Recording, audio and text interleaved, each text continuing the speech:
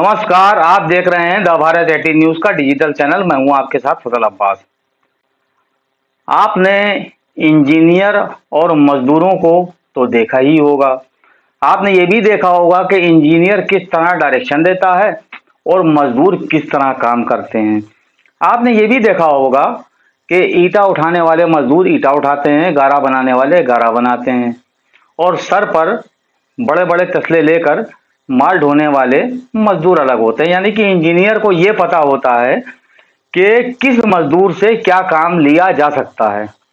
आइए अब इसको हम खुले शब्दों में इस तरह समझाते हैं। आपने जैसे कि देखा कि आजकल लखनऊ में क्या हो रहा है। शिया वक्फ बोर्ड को लेकर जो पत्रकार इनकी लिखी हुई स्क्रिप्ट को पढ़े और इनकी ही बताई हुई बातों को पूछे और जवाब भी ये खुद ही दें, वो इनकी आंखों का तारा, वो बेहतरीन पत्रकार। और जो शिया वक्फ बोर्ड के मामलों को तथ्यों के साथ उठाए दिखाए, उसको वसीम रिजवी का आदमी, उसको फैजी का आदमी, यासूब अब्बास का खरीदा हुआ वगैरह वगैरह। ये तो अच्छी बात है कि इन्होंने जिला अधिकारी को जो हुसैनाबाद ट्रस्ट देख रहे हैं उनको किसी का आदमी नहीं बताया। ये भी एक बहुत आश्चर्य की बात है। दरगाह हजरत अब्बास में जो जलसा हुआ, जलसे का उद्देश्य था मीसम रिजवी को अपना रिन्यूअल कराने के लिए ये इतनी मेहनत करना पड़ी। बहरहाल मौलाना कल्बे जवान नकवी ने अपने जलसे के दौरान किसी पत्रकार को ब्लैकमेलर कहते हुए उसकी कहा कि उसने एक तस्वीर छापी थी जिसमें ये लिखा था कि मौलाना अमीरों का साथ देते हैं, गरीबों को नहीं, वगैरह वगैरह। इसके बाद उन्होंने ये भी कहा कि लोगों से कहा कि इसके खिलाफ कार्रवाई करें, जबकि कानून ये कहता है कि अगर आपके खिलाफ किसी ने कोई गलत बात छापी है या लिखी है तो आप खुद एक तहरीर थाने में देकर कार्रवाई करें। आप कौम को क्यों उकसा रहे हैं? क्या आप चाहते हैं कि अब आपकी लड़ाइयाँ कौम लड़े? कौम को क्या फायदा होता है? इतने दिन कौम ने शिया वक्फ बोर्ड की लड़ाई लड़ी, आपका साथ दिया, प्रोटेस्ट भी किए, शिया कौम को क्या मिला? आलमनगर की सरकारी जमीन पर आपने आबाद करा दिया। इतने वर्षों से आपके दामाद चेयरमैन बने हुए हैं, इतने वर्षों से आप कहाँ सो रहे थे? आपने अब तलक के किसी भी वक्फ की जमीन पर किसी शिया को, गरीब को क्यों नहीं बसाया? आपको किसने रोका था? आज आप अंजुमनों के लिए कह रहे हैं। इससे पहले जब पानी पी पी के कोसते थे, अंजुमनों से वादे किए थे, तब से अब तक के वक्फ आपके ही हाथ में है। आपने कितनी अंजुमनों को अब तक वक्फ दिया? आपने कितनी अंजुमनों के गरीब जो ओहदेदार हैं या मतमदार हैं, कितने लोगों को आपने दिया? आपको किसने रोका था? वक्त तो तब भी आपके हाथ में था, अब भी आपके हाथ में है। अब ही ऐसा क्यों? इस जलसे में ये भी कहा गया कि डीएम जिस गाड़ी से टहल रहे हैं, जिलाधिकारी हुसैनाबाद ट्रस्ट देख रहे हैं, वो ट्रस्ट के पैसे की है और ट्रस्ट में 10 लाख की डेली इनकम है। तो आपको ये भी पता होना चाहिए कि जो रूमी गेट की इतने दिन से मरम्मत चल रही है उसमें कितना रुपया खर्चा हुआ होगा। और ये जो पुरातत्व जो हुसैनाबाद ट्रस्ट की इबादत गाह हैं, इनकी मेंटेनेंस में कुछ तो खर्चा होता होगा। इनके कर्मचारियों को कुछ तो तनख्वाह दी जाती होगी, फ्री में तो नहीं करते होंगे। तो बहरहाल अब वो डीएम साहब खुद ही इसका जवाब देंगे। मेरा काम था आप तक इस आवाज को पहुंचाना। अब आगे चलते हैं। शिया वक्फ बोर्ड में चल रहा है भ्रष्टाचार को 2 शब्द नहीं निकले। अब्बास बाकी करबला का जिक्र हो रहा है, उसके अंदर एक वो मौलाना जिसका नाम रजा हुसैन है, अभी कुछ दिन पहले जिसकी चची ने खुद एक वीडियो डाली थी और कहा था कि ये हमारा हक मार रहा है। जब वक्फ अल औलाद है तो सभी का बराबर हक बनता है। तो एक वो इंसान जो अपने ही परिवार की किसी महिला का, उसके बच्चों का हक मार रहा हो, आज वो शिया कौम के हक की बात करता है। कहता है कि शियों के लिए एजुकेशन की बात कर रहा है। एक तरफ शियों के एजुकेशन की बात हो रही है, दूसरी तरफ छोटे बड़े इमामबाड़े में जो शिया कारोबार कर रहे हैं उनको उजाड़ने की बात कर रहा है कि इनको उजाड़ा जाए, खाली किया जाए, कमेटी हटाई जाए। यानी कि जहां जहां पर इनकी मनमानी चले वो अच्छा है, वो हक पर है, वो मौला अली के साथ है। और जहां से इनकी मनमानियां नहीं चलेंगी, इनकी कमाइयां नहीं होंगी, वो भ्रष्टाचारी है, वो किसी ना किसी का आदमी बन जाता है। बहरहाल ये एक मानसिकता है। ये भी बताते चले कि यह मकसद हुसैनी हाल मैरिज हाल है, एक मैरिज हाल इनका कैंपल रोड पर भी बताया जा रहा है। हमारे सूत्रों ने बताया है कि वो रजा हुसैन के पास वक्फ का सदस्य बनने के बाद कुबेर का खजाना निकल आया। शिया कौम बेचारी पूछती भी नहीं है कि इनके पास कहाँ से आया, वो तो सोचती है कि हमारे मौलाना तरक्की करे, हमसे क्या। उसको ये नहीं पता कि यही मौलवी, यही मौलाना शिया कौम को आगे कर कर हुकूमत पर दबाव, प्रशासन पर दबाव, शासन पर दबाव बनाकर खुद करोड़ों कमा रहे हैं। जब से इनकी सरपरस्ती हुई है वक्फ बोर्ड में, तब से अब तक के कोई एक शिया बता दे कि अब तक के किसी 10 शियों को किसी वक्फ की जमीन पर बसाया गया।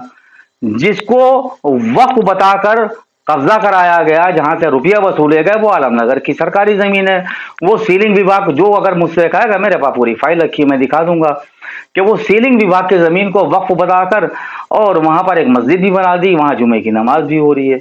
अब बताइए, इसके बारे में कोई सवाल नहीं करता? क्या सरकारी जमीन पर कब्जा करके मस्जिद बनवाना या उसमें जुमे की नमाज पढ़ना जायज है? क्या वहां पर जो इमाम बाड़ा बनाया गया है वो जायज है? खैर बहरहाल जायज नाजायज से क्या लेना देना, क्योंकि ज्यादातर लोग तो बेचारे अंधभक्त हैं। उनका काम ही यही है, जहां मौलाना की कोई वीडियो चली, या वक्फ बोर्ड की कोई वीडियो चली, तो लोग घुमा देते कि देखो ये मौलाना के खिलाफ बुरी बुरी बातें कर रहा है और इसको घेरो, इसको ट्रोल करो। तो यहाँ तो ट्रोल किया जाता है महल्ले महल्ले में। बेचारे कम पढ़े लिखे लोग, उनको नहीं मालूम, सीधे साधे लोग, नमाजी परहेजगार लोग, इनको जिस भर मोड़ दिया जाता है। मैंने भी इसीलिए कहा, एक इंजीनियर और एक मजदूर में क्या फर्क होता है? तो इंजीनियर रूपी है मौलवी और मजदूर रूपी है शिया कौम, इसको मजदूर बना दिया है। ये बेचारी जिधर हकाओ उसको हाक जाती है, यानी कि इससे कह दिया कि ये गलत हो रहा है, ये पूछती नहीं है, ये ना सोचती समझती है, ना इसको वेरीफाई कर दिए, ये दौड़ पड़ती है कि भाई हमारे मौलाना झूठ नहीं बोल सकते, जो कह रहे हैं सच होगा। लेकिन मौलाना का नाम लेकर भी झूठ बोला जाता है, मौलाना का नाम लेकर भी बहुत सी एक अफवाहें फैलाई जाती हैं। बहरहाल खुद मौलाना को ही इस्तेमाल किया जा रहा है, लेकिन अब मौलाना किस स्थिति में है, क्या प्रॉब्लम है, नहीं कहा जा सकता। बहरहाल इसके बारे में कुछ कहना बेकार है, लेकिन जो हमारे सामने तथ्य हैं हम उनकी बात कर रहे हैं। इसके साथ साथ मीसम रिजवी ने भी अपनी एक वीडियो पोस्ट की है फेसबुक पे, बड़े जोश और खरोश से उन्होंने पुरानी बातों का जिक्र किया। यानी कि आप ये समझ लिए कि अगर से शुरुआत में कोई अच्छा काम करता है और उसके बाद अगर भ्रष्टाचार भी करने लगे तो उसकी कोई वैल्यू नहीं होती है। लोग सोचते रहे वो तो बहुत महान थे, उन्होंने बहुत बढ़िया काम करे थे, अब वो ऐसा नहीं कर सकते, जबकि हमने सबूत दिखा है। अब अफसोस की बात यह है कि कुछ यूट्यूबर जो है वो लेते हैं चेयरमैन का इंटरव्यू, कि जिसके अंदर चेयरमैन वही बोलते हैं कि जो उनकी ही लिखी हुई स्क्रिप्ट होती है, वही सवाल पूछता है, जो सवाल उसको लिख के दिया जाता है और वही जवाब देते हैं। ये भी अपने आप में कमाल की बात है। अभी तक किसी पत्रकार ने इनसे ये नहीं पूछा किसी इंटरव्यू में कि अमेठी की करबला क्यों बिकी, ये बताइए। चेयरमैन आप थे, सरपरस्त मौलाना सैयद कलवेजाबाद थे, तो करबला बिकी कैसे? और आपने किस खुशी में जो मुतवल्लिया वहां पर थी उनको रिन्यूअल कर दिया? कम से कम ये तो पूछना चाहिए था। और 16 सफर के बाद शियों ने वहां जाना क्यों बंद कर दिया? ये भी पूछ लेते कि भूमाफियाओं ने वहां गाड़ियां दौड़ाई, दरवाजे पर करबला के लातें मारी और करबला को खंडर बताया। इसके बारे में भी कोई पत्रकार अगर पूछ लेता तो कितना अच्छा होता। कम से कम किसी पत्रकार को ये तो पूछना ही चाहिए था कि जिस वक्त माजिद अली को उसके 6 खसरे डिलीट करके अग्रसेन स्कूल को दे दिया गया, क्यों दे दिया गया? जब वक्फ बोर्ड में किसी सीईओ की नियुक्ति नहीं है तो फिर आपने किसके आदेश पर 37 नंबर खाते से डिलीट कर दिया? जबकि होना तो ये चाहिए था कि वहां पर आपको सीईओ की नियुक्ति करवाना चाहिए थी। सीईओ की नियुक्ति करवाने के बाद आप उससे एप्लीकेशन देते, मुतावल्ली जो जमीन बेची जा रही है उस जमीन का मुतावल्ली एप्लीकेशन देता। एप्लीकेशन के बाद जो मुतावल्ली की एप्लीकेशन थी उस पर सीईओ मीटिंग करता बोर्ड के सदस्यों की, उसमें अगर सब एक राय होते तो वो शासन को लेटर देता, जब शासन से अप्रूवल आ जाता तो दिया जाता। आपने 37 नंबर से खाते डिलीट कर दिए।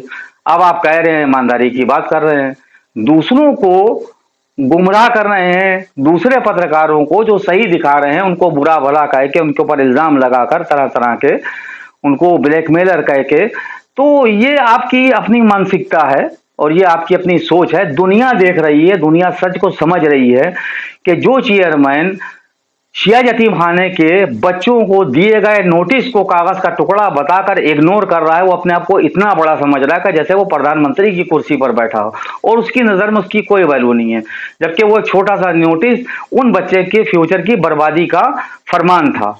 बहरहाल अगर शिया ये कौम जागरूक ना होती तो आप अपने काम में सफल हो गए होते। अमेठी की करबला में जो हो रहा है उसके बारे में कोई पूछने वाला नहीं, कोई पुरसाने हाल नहीं, तो कम से कम वक्फ माजिद अली के 6 खसरे आपने क्यों डिलीट करके अग्रसेन स्कूल को दिए, उसमें कितना पैसा मिला ये भी बता देते।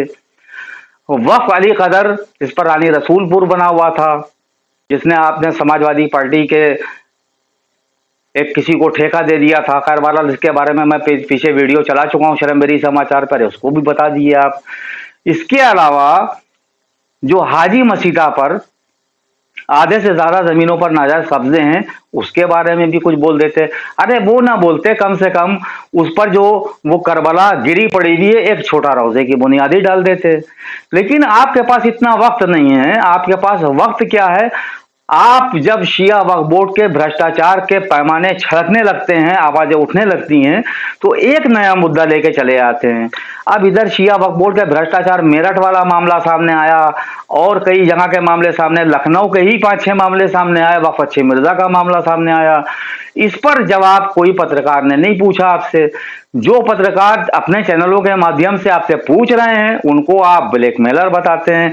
तो ये भी बता दिए आपसे कितने लाख की डिमांड की, कितने करोड़ रुपए आपसे मांगे, कम से कम इसके भी सबूत दे दिए, वरना बिना वजह किसी पत्रकार को बदनाम करना बंद कर दिए। हो सकता है कोई पत्रकार जलबराहट में आपके खिलाफ केस भी कर दे। बहरहाल इससे ज्यादा मुझको कहने की जरूरत नहीं है।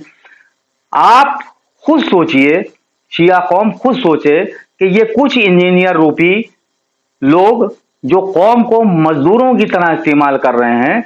और यही नहीं, इसके साथ साथ एक बात और बता दूं, जिस तरह अभी इस जलसे में दरगाह के अंजुमनों को लालच दी गई है कि वक्फ जो ये अब्बास बाकी करबला वक्फ की बहुत बड़ी जमीन है और ये जमीन अगर खाली करवा देती है कौम और कौम इनके प्रोटेस्ट में शिरकत कर लेती है तो जब वो खाली हो जाएगी तब आपको एक एक वक्फ मिल जाएगा। लेकिन उससे पहले आपके ऊपर इतने केस लगेंगे, उनको कौन झेलेगा? जो कौम के लोग प्रोटेस्ट पे बैठेंगे उनको कौन झेलेगा? और मान लीजिए अगर आपने किसी जबरन कब्जा कर भी लिया, उसके बाद वो भूमाफिया आपको सुकून से रहने देंगे, तब आप क्या करेंगे? बहरहाल सबसे बड़ा मुद्दा आपका है पैसा।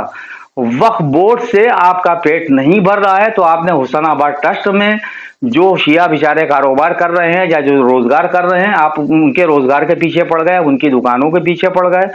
आपको चैन नहीं है। एक तरफ आप शियों के हिमायती भी बनते हैं और दूसरी तरफ आप शियों का नुकसान भी कर रहे हैं। आपको इससे भी बस ना चला, आपने हुसैनाबाद के ट्रस्ट डीएम के ऊपर आपने हमला बोल दिया। आपने ये कह दिया कि डीएम जो है वो ट्रस्ट की गाड़ी से टाइल नहीं आ रहा है, डीएम की सैलरी होती है, डीएम का पद ऐसा होता है, उसके पास पैसे की कोई कमी नहीं होती है। लेकिन आपकी मानसिकता ये है कि जो आपका कहना ना माने वो आपका विरोधी हो जाता है। अगर शिया कौम में कोई पत्रकार आपकी या आपके बनाए हुए की सरपरस्त आप हैं तो आपका नाम लिया जाएगा, क्योंकि आप हैं सरपरस्त। क्योंकि वसीम रिजवी के सरपरस्त भी आप ही थे। अब उसके मुर्तद बनने के बाद जिस चेयरमैन को लाए हैं उसके भी सरपरस्त आप हैं।